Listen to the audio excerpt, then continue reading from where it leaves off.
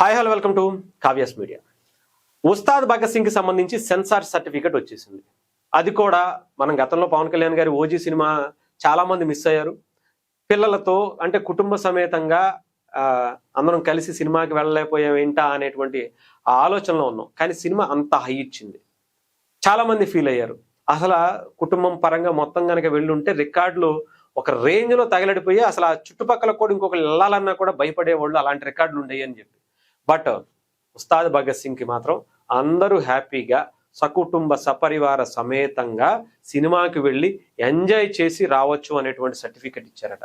ఆ సర్టిఫికెట్ తో పాటు సెన్సార్ సభ్యులందరూ కూడా పవన్ కళ్యాణ్ గారి పర్ఫార్మెన్స్ ఉందో చూడండి, బద్దలైపోయింది. ఈసారి బద్దలైపోవటం ఖాయం.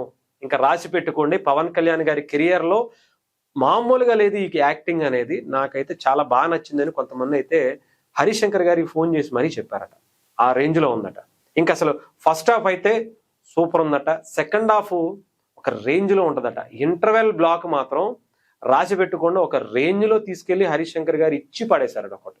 అలాంటి సీన్స్ అన్ని కూడా ఉన్నాయట. దాదాపు 2 గంటల 33 నిమిషాల 59 సెకండ్లు ఈ సినిమాకి సంబంధించి రిలీజ్ అయినటువంటి టైం డ్యూరేషన్ గా మనం చూసుకోవచ్చు.